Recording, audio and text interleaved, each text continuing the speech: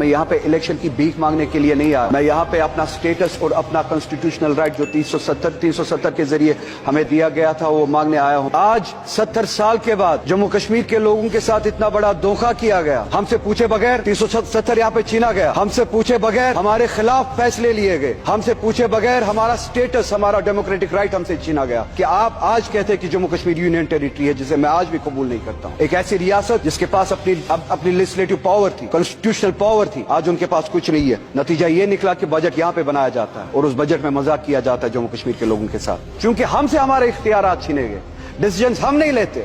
آپ کا وائس رائے وہاں پہ ڈیسیجن لیتا ہے جسے آپ ایل جی کہتے ہیں. نتیجہ یہ نکلا ان ایمپلائمنٹ سب سے زیادہ ہے اور اس ریاست کو اس حد تک گرایا گیا کہ اس سے اس کا بجٹ، اس کے فیصلے کرنے کا حق بھی چھینا گیا. جموں کشمیر کا بجٹ جموں کشمیر کے لوگ نہیں بناتے، جموں کشمیر کی اسٹیٹ نہیں بناتی ہے. جموں کشمیر کا بجٹ پارلیمنٹ میں پریزنٹ کرنا، پارلیمنٹ کے ذریعے بنایا جانا، یونین گورنمنٹ کے ذریعے بنایا جانا، یہ ایک سورن بیٹریل ہے، دھوکہ ہے جموں کشمیر کے لوگوں کے ساتھ. یہ ڈیموکریسی کے ساتھ ایک بہت بڑا مذاق ہے جو جموں کشمیر کے لوگوں کے ساتھ کیا جا رہا ہے. ڈیموکریسی میں اس طرح کے فیصلے لوگ خود لیتے ہیں، اپنے ذریعے لیتے ہیں، اپنے لیے لیتے ہیں، جسے کہتے ہیں democracy by the people, for the people, of the people. جن پرنسپلز کے بنیاد پہ ہم نے اس یونین کے ساتھ ایکسیشن کیا تھا کہ ہم اپنے فیصلے خود لیں گے. یہ اسٹیٹ، جموں کشمیر کی اسٹیٹ اپنے فیصلے خود لیں گے، اپنا راستہ خود بنائے گی، اور وہ اختیار اور وہ پاور اس یونین کے کانسٹیٹیوشن نے ہمیں دیا تھا. آج آپ دیکھیے ہمیں نہ صرف اپنے فیصلے لینے کا اختیار نہیں ہے، نہ صرف اپنے بارے میں فیصلے اور راستے بنانے کا اختیار نہیں ہے، بلکہ ہم پہ فیصلے تھوپے جاتے ہیں. بجٹ یہاں پہ بنایا جاتا ہے.